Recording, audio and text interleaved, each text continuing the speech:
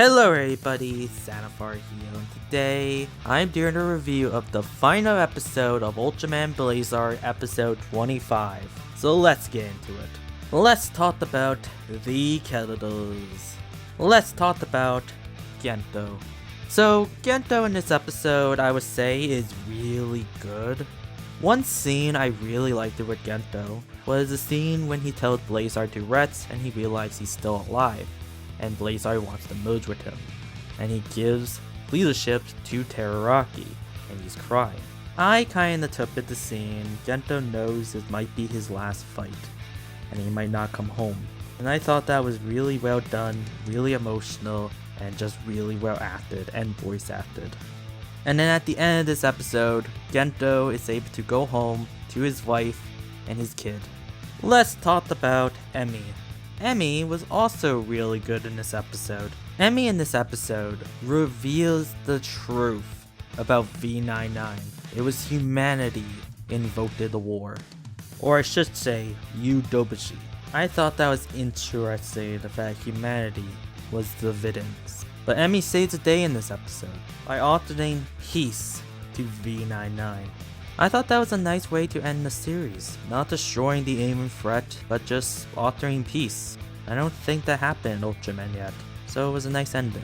Now, Teraraki, he is the captain in this episode, and he's a badass captain, refusing the orders and choosing to go help out Blazar. I thought that was awesome. Now, let's talk about Retsu Haruno.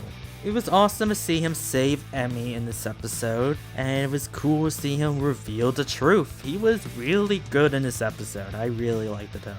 Now, the rest of the characters. Yasamudu and Honori were pretty good in this episode. I did enjoy their scenes. And Udobashi, just a really fun, good villain. But I do feel like his actions should have had more consequences in this episode. It seems like nothing happened to him in this episode. But I have to say, the characters in this episode was really good. I really enjoyed those scenes. And I'm gonna miss these characters. Now let's talk about the effects. I really enjoyed this low angle shot with Blazar and Veron. It was just a really nice shot. I thought it was really cool to see all the Utkaijus eat the bombs. But the most thing I liked about the effects in this episode was seeing Blazar shoot his beam. That is awesome to save the beam for the ending. I really liked that. Plus, it was really sweet because it was Gento's son's bracelet and Gento's son was cheering for Blazar. That is really sweet and I just really enjoyed that. So I would say the effects in this episode was really good. Seeing Blazar and Ultraman team up to fight Veron was just awesome. What did I like about episode 25?